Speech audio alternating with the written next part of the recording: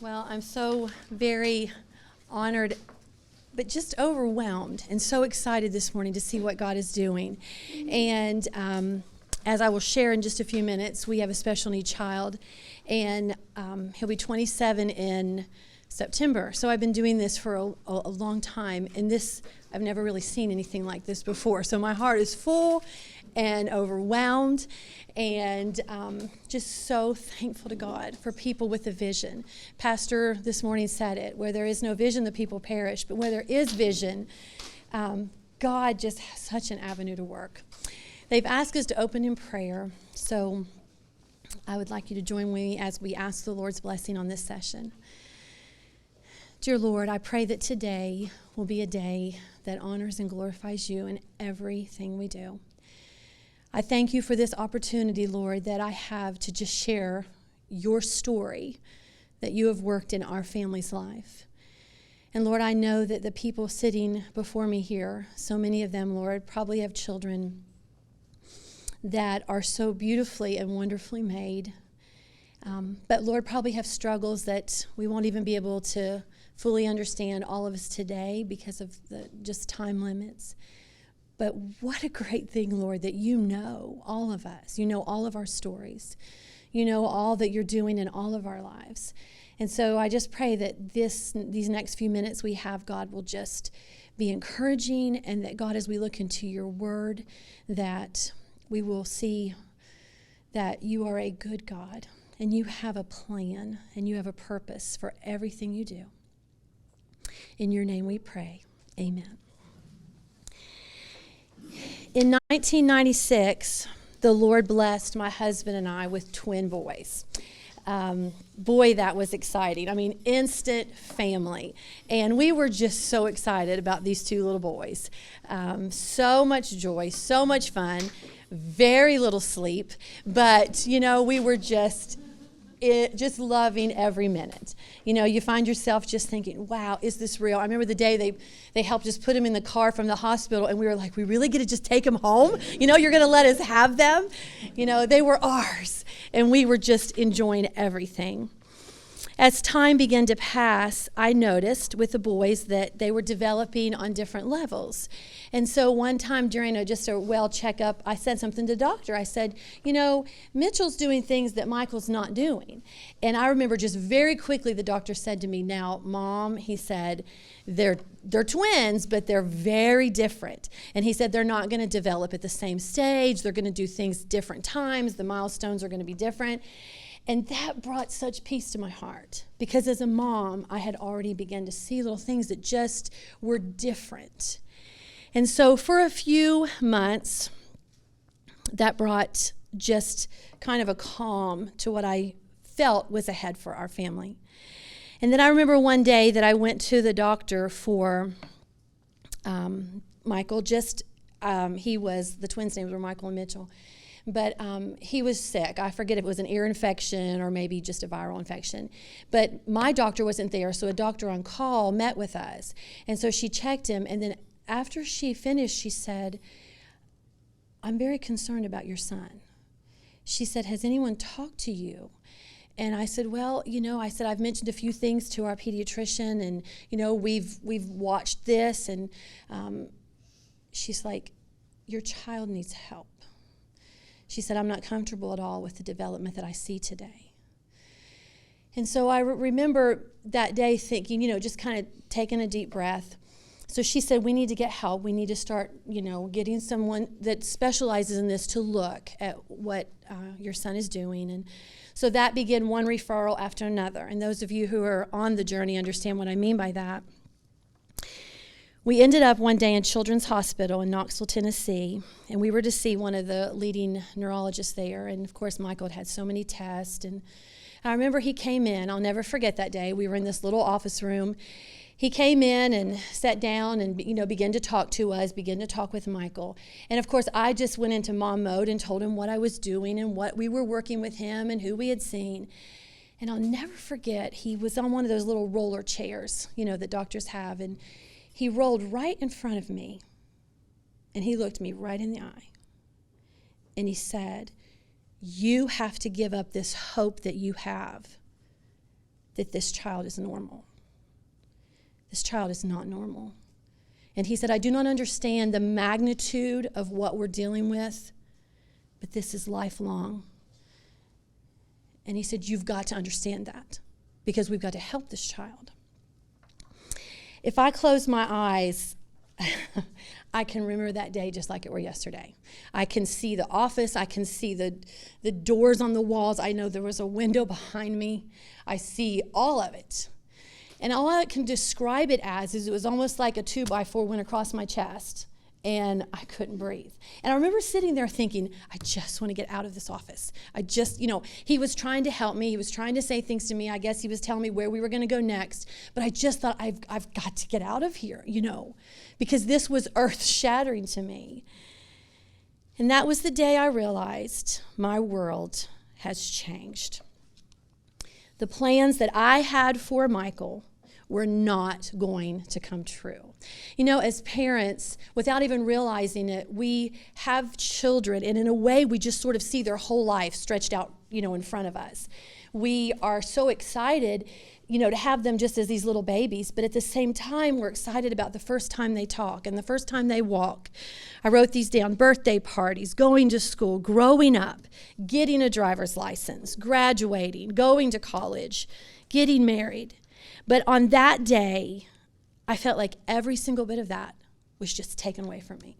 It's gone. You don't have those plans. Now I had no plans. And I was not even certain what Michael would get to do. My husband, who's here with me today, he was with me in that office visit. And I remember as we were walking down the sidewalk to go to the car at Children's Hospital, I was very quiet. And I know he knew that I was struggling. And he said to me, all things work together for good. And I heard that, and in my heart, I knew it by conviction. I believed God. I believed that he was going to do something through our family. But I remember my response to him was this: I know that is true. But can I have 15 minutes to cry? I don't even know why I picked 15 minutes, but that's what I said to him. Could I have 15 minutes to cry? And his response was so loving to me. He said, well, honey, you can cry as much as you want. This is your son. This is hard. And so, as you can imagine, I cried a lot more than 15 minutes. Perhaps you can relate with me as I felt that day. Perhaps you had a definitive moment in your life like that where you realized, okay, my plans are not going to be as I thought. We had these two little boys, and you could just see every stage of life just doing it together. But I knew that day that would not happen. But I want to encourage you with something today that God has reminded me of over and over and over again in the last 26 years, which will almost 27 years in September. God has a plan. God has a beautiful plan, different than what I might have planned or what I had seen for our family, but nonetheless more wonderful than I could even describe. I remember struggling so much with this, and one of the stories in the Bible that God gave me, I remember sitting in the living room with David, and we were just talking through things, and God gave me the story of Mary and Martha. Remember when they called for Jesus to come for Lazarus? They said, he's sick. Lord, our brother's sick. Will you come? And Jesus did not readily, immediately come. He tarried. He waited. And I love that story. You know that story. And I remember, as I read that in that day, it just meant so much to me because I thought to myself, they called Jesus. That was the right thing to do. They knew what Jesus could do. And I thought when, Jesus came, both of their response was the same. Different maybe in how they proclaimed it, but both of them said, Lord, if thou hast been here, my brother, if you had been here. But God showed me that day, those two sisters knew what God could do, but they had no idea about what God was going to do, what he was about to do, to show them more of himself than they had ever seen. Jeremiah 29:11 says, For I know the thoughts that I think toward you, saith the Lord, thoughts of peace and not of evil, to give you an unexpected end. Isaiah 55:8-9 says, "For my thoughts are not your thoughts, neither are your ways my ways, saith the Lord. For as the heavens are higher than the earth, so are my ways higher than your ways, and my thoughts higher than your thoughts." For so long, in my mind until this point, God used this story to bring clarity, to bring maybe a foundation, an anchor for me. For so long, I had seen my son, this beautiful child, and this was who Michael was. And then I saw this awful condition, is how I viewed it, as what was taking over my son. As he got older, he could not talk. Michael had unbelievable sensory issues. Michael had hand flapping. He had what our therapist called was scattering. I remember the first time we took him in to be evaluated, the therapist put her pencil down. She said, "I cannot evaluate him." She said, "I'm so sorry. I can't even get him on the chart." He had aggressive behavior. I remember so many times holding him so he wouldn't take his little hand and just hit his head as hard as he could. It's not anger. I knew Michael was trying to process something, something he couldn't understand. Therapist said it could be the lights, it could be the sounds, it could be anything around him. I remember we had to have him in a weighted vest just so he could feel like he was calm. Michael wore very thick glasses. They told us he probably was going to go blind in at least one eye. I remember every 4 hours we had to do brushing. I don't even know if they do that anymore. But this was to desensitize him to touch. Michael could not stand for anyone to touch him, even his mother. There were not the hugs and the love and all the cuddling. That was hard. That was painful for him. And so every 4 hours I would take a little brush. And at first he did not like it. But then in time, as God was just so good to give us people to help us, he began to almost enjoy it. And it taught him that, he can feel, he can touch, it's okay.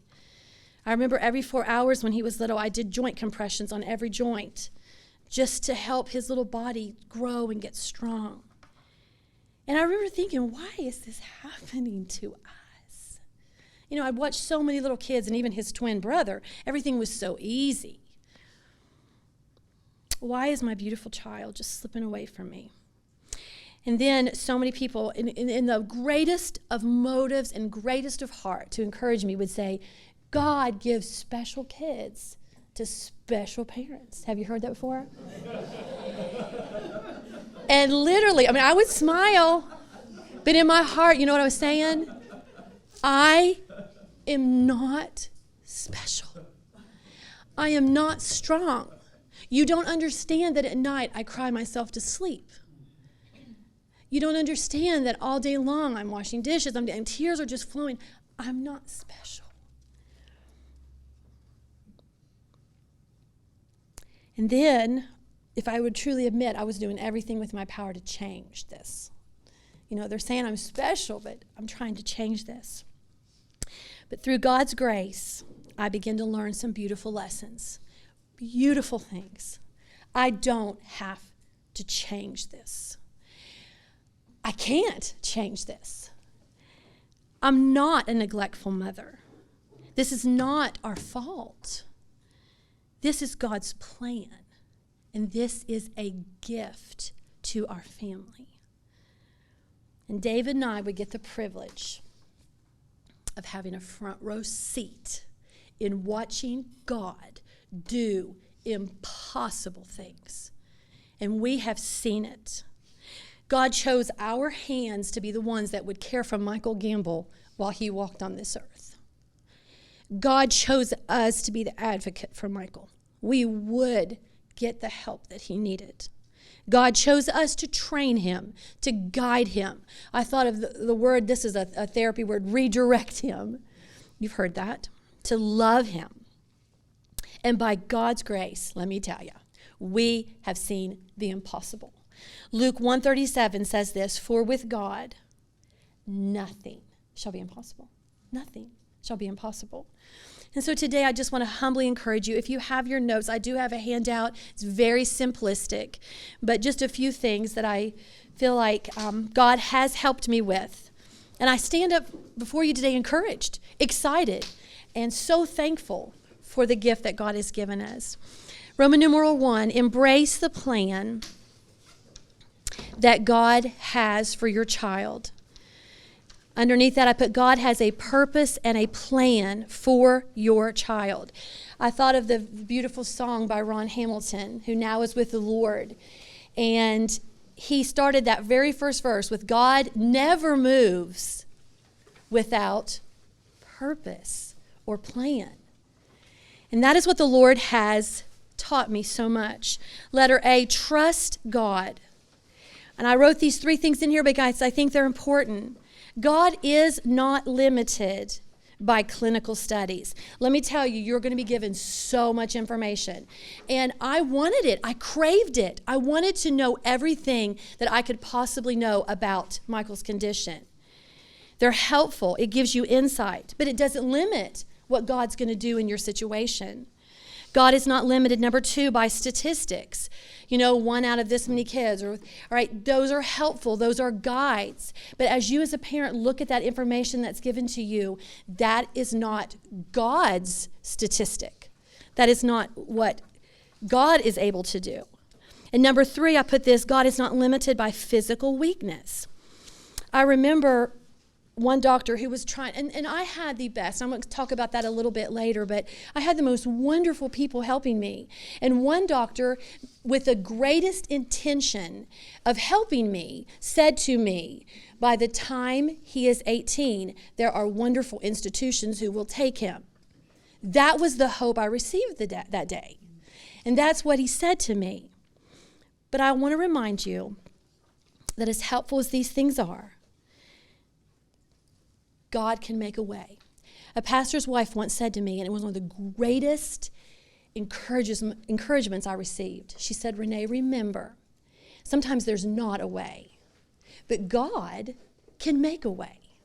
You think of the Red Sea. There was no way. They were standing at the Red Sea, and there was no way. But guess what God can do? He can make a way. And so many things that we've seen for our Michael is things that only God could do. Red Sea experiences that God just opened up something beautiful for us. Our children are not a mistake. They're not a tragedy. They are created in the image of God, and our God can make a way. Letter B, I put thank the Lord. I had to get to a point where I didn't separate Michael from his disability. I had to see him, this is my son. This is who I have. And so many times I would hear people who had been down the journey longer than me say, if I could change it now, I wouldn't. And that was such a shocking statement to me, because I thought, I would. If I could know a way for him to be healed and to be changed, I would give him that opportunity. But God had to let me understand this was my son. And as his mother, I did not want to look at him as though there was a problem with him. I wanted him to see eyes of love and acceptance and care and happiness. That's what I wanted him to see in my eyes. And that comes from thanking the Lord. Number 1, my child is fearfully and wonderfully made. Psalm 139:14. Also thank the Lord, I get to have a part in his life or her life. This is a privilege. God chose me. What a gift. And so my first exhortation to you is embrace the plan.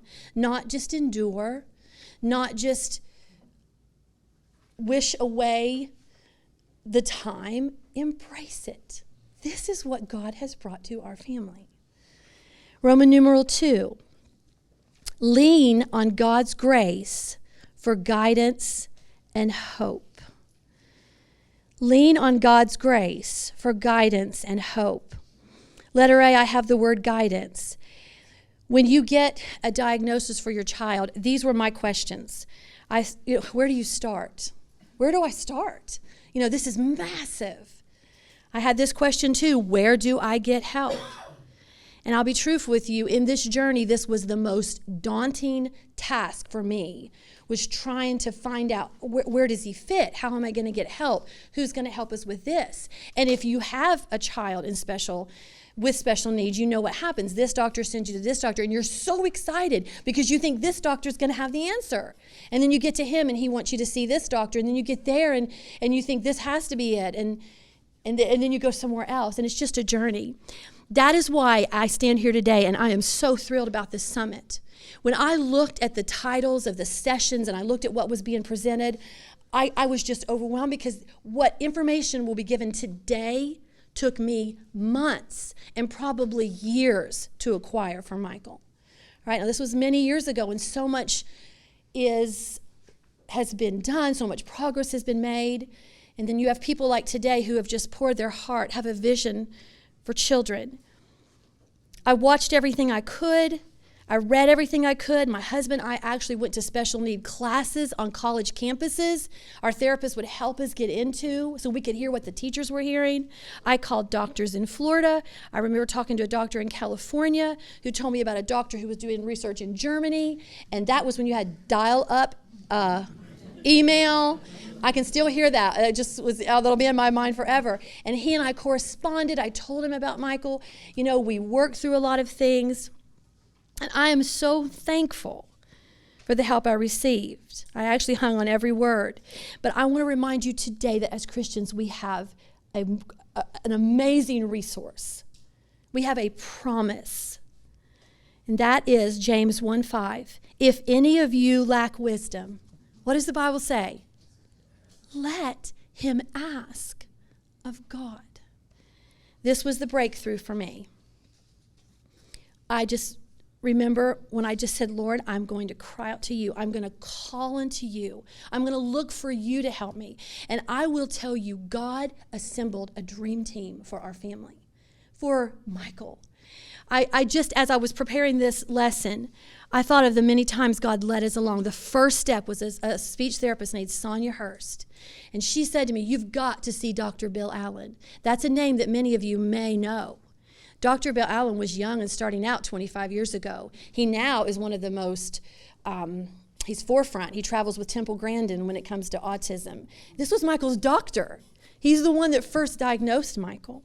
He sent us to get help with Miss Amy, and then she sent us to get help with Miss Jane for occupational therapy. We spent 2 summers in social camp teaching Michael how to be a child, just teaching him how to play, teaching him how to have fun. This sent us to Dr. Penn, who then sent us to physical therapy with Miss Glasgow, who then introduced us to Miss Hamlet, who then brought into our life Mrs. Hughes. I could spend a whole session on Mrs. Hughes. God put a dream team together to help me. This was God's doing. At church, his first Sunday school teacher was a nurse, and she was amazing, Miss Kathy. And he couldn't always stay in class. There were many times I had to go get him. There were many times I had to stay with him. But I had someone walking with me. We had parents that loved and just walked with us through this journey. I remember one time calling my dad so overwhelmed about Michael's salvation. And I was crying, and I said, Daddy, how will I even tell him about the Lord? I just was so overwhelmed about this. And I remember my dad, he's with the Lord now, such a great man. And he said to me, he let me get it all out. He knew that was good for me. And then he made the most beautiful statement. He said, now, Renee, remember, you have no more access to Mitchell and Bethany's soul than you do Michael's. And I thought, wow, it was loving rebuke, really. I was just thinking, well, Mitchell and Bethany are normal, so of course they're going to get saved. And he said, no, you can't do that. He said, you be faithful to give the truth. Salvation is of the Lord. I cannot even begin to tell you what I saw God do in the heart of our Michael. And so for those of you who are praying for that right now, salvation is of the Lord. I wish I could tell you the story about that, about how the Lord, he was older, took time. We used flashcard series from a Becca book because Michael's very visual. But I remember the day he brought me the flashcard series, and he said, my friend for my heart. And I remember David was at work, and I just stood there frozen. And I went and called David, and I said, you need to come home right now. See, God made a way. That was parting the Red Sea. I couldn't do that. That is God. I remember when we came to Tabernacle, Sarah Reed was here, and she worked with Michael. When we are now at Shenandoah, Krista Smith, which get to know her today. She's amazing. She's working with Michael. We have a lady in our church who was in management in a department store. And I remember one day she walked at me at church, and she said, would Michael like to make some money? She said, I've been watching him for a year. And she said, I think I can make this work. And his job was to report early Monday morning. Michael's 6'2". He's a strong boy.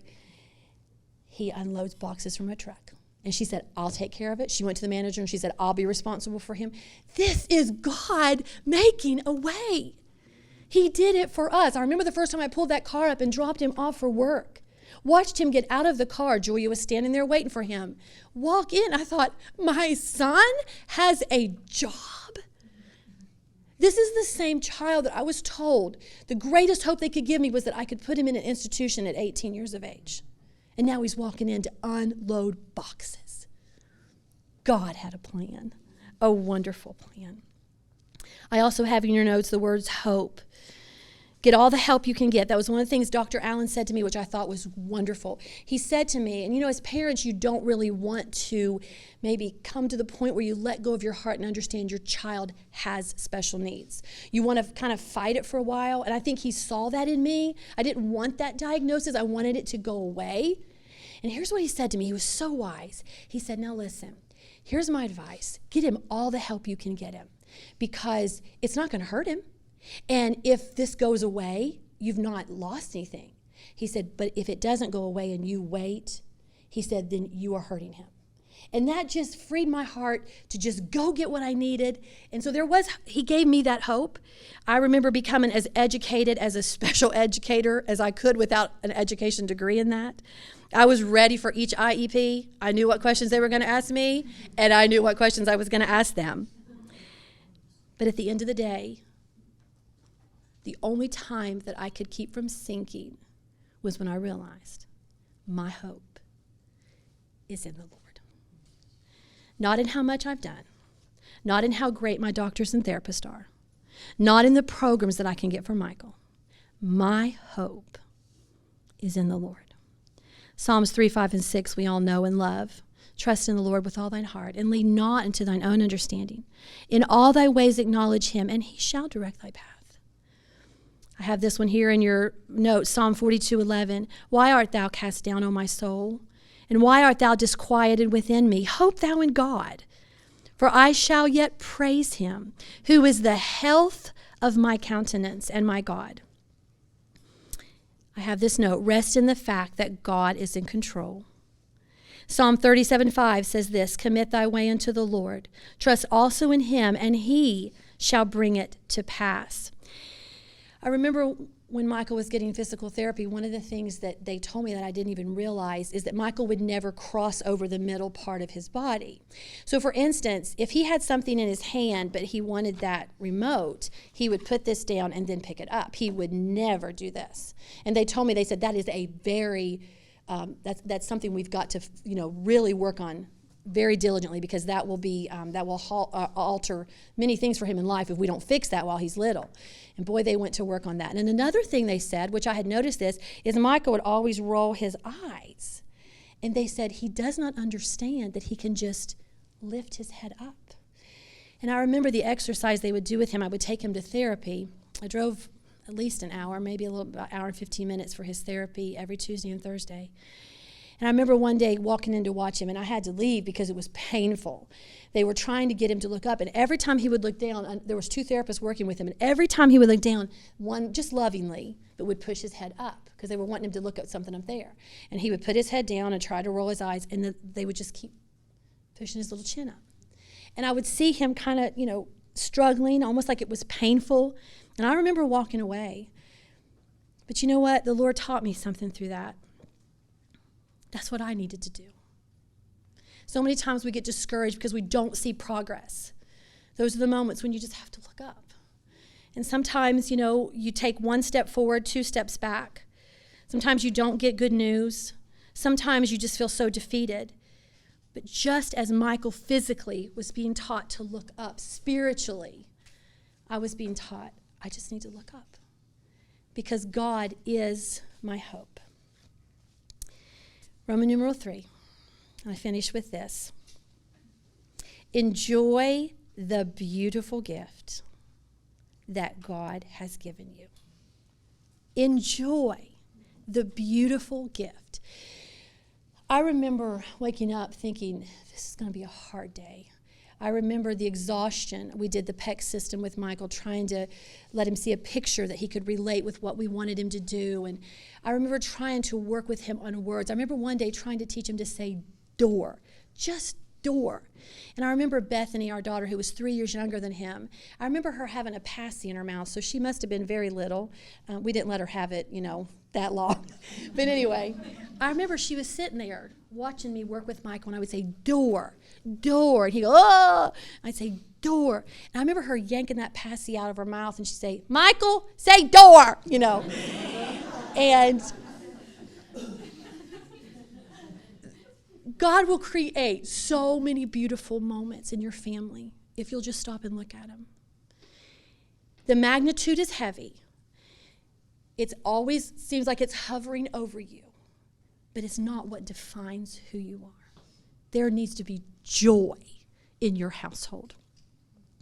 Psalm 68:19 says, Blessed be the Lord who daily loadeth us with benefits, even the God of our salvation, Selah. Look for the daily gifts that God gives you every day. Look for the daily gifts. I have a package of Cracker Jacks here. When I was a kid, this was one of my favorite snacks ever. Now, the popcorn was okay. I did not like those peanuts at all. But when I got money to buy something, there was a little store called Thompson's near my grandparents. I remember that we'd always get some money and we could go down there. I would want to buy Cracker Jacks. Why did I like Cracker Jacks? The prize that is inside. Now, I'm going to tell you, this generation has no idea about Cracker Jack prizes. When I was a girl, you got these cool little games that had little balls that would go in different, you remember. You could get a ring. You could get, stickers. You would get little books. If I'm not mistaken, they had those little paint things where if you just put a little bit of water on it, you know how the little paint things, it was wonderful. And then every once in a while, there would be 2 prizes in your box. And you knew that was your day, Cracker Jacks, because I was always excited about the prize. Every day you spend with your special needs child will have a prize in it. Every day. I just thought of some of the ones that we experienced as a family. I remember when Michael was little, he liked pizza. Those of you who have special needs kids, Michael was very selective on what he would eat. For a while, we had him on a very strict diet. We've tried everything, let me tell you. But he loved pizza, so we got pizza one night. And I remember we all started eating, and he would not eat. And I said to him, Michael, you need to eat. He shook his head, no, I'm not going to eat. And we're like, Michael, come on, you love pizza. And this is still when language was hard for him. And I'll never forget. He said, it squeaks. And Dave and I looked at each other, and we were like, what? It squeaks. Pizza squeaks. And we're like, what does he mean by that? Sensory. Something about the cheese, the way it felt on his teeth. His pizza was squeaking, so he would not eat the pizza. And so, do what? Oh, it was Domino's. So we knew, and it brought so much laughter to our family. It's a family thing, You cannot get that pizza because it squeaks. And, even to this day, we'll look at each other and we're like, is that a squeaky pizza, It was a happy day. Nothing really changed, but it was a happy day. I remember for Michael's K-5 graduation, he was in special education. And this was a problem because we wanted to go, but Michael had this thing where if he knew you from church, then you should only be at church. If he knew you from school, you should only be at school. If he knew you at home, that's where you were home. I remember one time we were at Walmart, and his special ed teacher walked up, hi, Michael. He went. And of course, as a parent, you're like, Michael, this is your, and of course she understood. But he could not understand. Why would you be 2 places? There's only one place for you. And we knew if we showed up at that kindergarten graduation, he saw us, it was over. And I'll never forget, God gave us a plan. Dave and I got there very early, and together we went it was in a gymnasium. We stood under the bleachers. And if you know how the bleachers are, you can see. So we got to where we could see the stage where they were going to come out. And so here we are. All the other parents are being ushered in and sitting in these nice sections. And Dave and I are standing under the bleachers watching Michael do this. And I'll never forget when he walked in. He had his little red regalia on. What a joy to watch him just walk in a line. I can remember that. He just walked in a line, following the other children.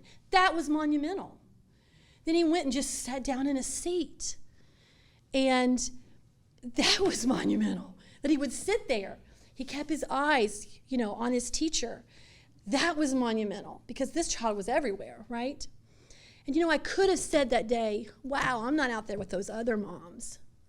I'm not getting to do what the other moms do. But no, that was a happy day for me. And I was standing there with my husband, who loved Michael just like I did, and we got to enjoy a happy day. It was different. It wasn't like the other parents. We were the only parents under the bleachers that I saw.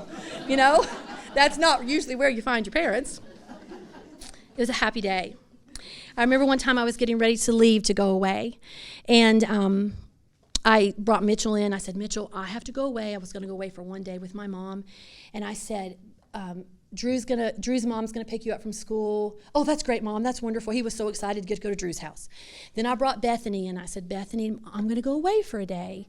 And Mrs. Craig is going to pick you up at school. Oh, she loved Mrs. Craig. She knew Mrs. Craig would take her out to eat. Mrs. Craig was like a librarian, so she always took her to Barnes & Noble and let her buy a book. This was just as good as it gets, right? So then I brought Michael, and I said, Michael, I'm going to go away, but I will come back. So you have to tell them those things. You can't just say I'm going away, because they don't know what does that mean. I said, you're going to be with Dad, and you are going to have fun. I remember saying that. You're going to have fun with Dad. Dad was a lot of fun. He's still a lot of fun. And I said, I'll be back. You'll be okay. And I remember his response. He said, but I love you. That was his response. And then I'll never forget, he took his hand and he started rubbing my cheek. And he said, you are so pretty. And you know what? I sat there that moment. Remember how Sarah in the Bible, when she was holding that baby, and she's like, who would have thought? I sat there that day in my dining room, and I thought, who would have thought? I would have been given such a gift. No, he didn't respond like the other two. They were like, see ya, Mom. Have fun. He wanted me to know that he loved me, and I was so pretty. That was a happy day. Every day that you are with your child can be a happy day if you count God's blessings. Now, the pizza at your house may not squeak, but you're going to have beautiful memories with your child. Are you looking for him? Are you looking for them? Are you waiting for them? Is that the part of your day you're most excited about? Don't worry about the popcorn and the peanuts. It's the prizes. I have 2 points. Number 1, have a journal. Count your blessings. When God does something for you, write it down. The song says, count your blessings, name them one by one, and you'll see. Because what happens is we miss these things if we don't write them down. Number 2, I put this, write it in your Bible. My Bible is full of, God did this, God answered this. I have watched God do the impossible. I'll close with this. Michael was always afraid to go to the doctors. The doctors, because of so many things in his life, that's always been a hardship for him. In fact, I have to tell them when we go in, now his blood pressure will be elevated, and every time it is, because he just gets so nervous. So just recently, we were going to the doctor, and we were sitting out in the car, and I said, Michael, it's going to be okay. It's going to be okay. I'll help you. He's always afraid they're going to ask something, and he doesn't understand them. And I said, well, let's pray. Teach your children to pray. Teach your child to pray. Teach them to call upon God. And I remember he was sitting out in the car, and I said, Michael, I want you to pray. I want you to ask God to help you. And he was quiet for a few seconds, and then here was his prayer. I literally grabbed my phone so I could write it down, so I will never forget this. This was his prayer. I'm very bad weak, God. Help me be strong in Jesus Christ. I'm very bad weak, God. Help me be strong in Jesus Christ. What a beautiful prayer. Look at all those words. Look at my special needs child reaching out to God in faith. I get to pray with my son. Ecclesiastes 3:11. He hath made everything beautiful in his time. He hath made everything beautiful in his time.